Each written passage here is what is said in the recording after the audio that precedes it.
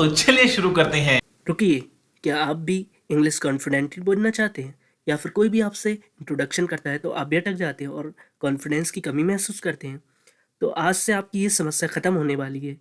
Don't worry guys, you are at the right place. Friends, आपका स्वागत है हमारे यूट्यूब चैनल इंग्लिश गुरुजी में।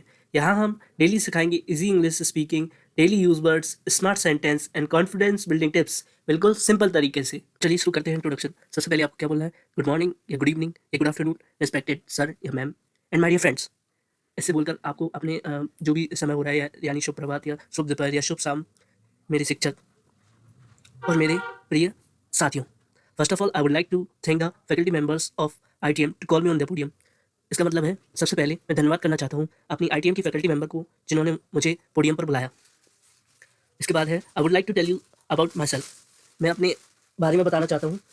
High guys, this is your name in front of you and I hail from Delhi.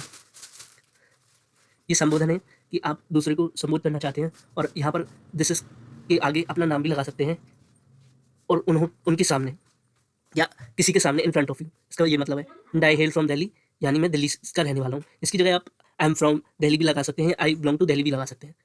उसके बाद I am gonna tell you about my education. मैं अपनी शिक्षा के बारे में बताना चाहता हूँ। फर्स्टली आप इसमें बताएंगे कि आपने क्या कर लिया है और आप क्या करोगे। I have passed higher secondary class, यानी मैंने 12th क्लास पास कर ली है and I am pursuing BTech. अब मैं बीटेक कर रहा हूँ। यही नहीं, अभी और सुनिए। Let me tell you about my family. मैं अब अपनी परिवार के बारे में बताता हूँ। There are 4 member in my family. मेरी परिवार में 4 सदस्य हैं। My father's name is mister Jai Agarwal. मेरे पिताजी का नाम जय अग्रवाल है and he is a businessman. वह एक बिजनेसमैन है। And my mother's name is Mrs Kalpana Agarwal.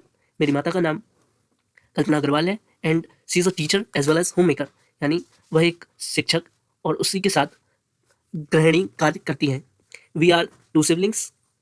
अगर आप 2 भाई या बहन हैं तो आप वी आर 2 सिबलिंग्स कह सकते हैं या फिर इसके अलावा आप आई हैव 1 सिबलिंग कह सकते हैं, यानी मेरे पास एक भाई या बहन है।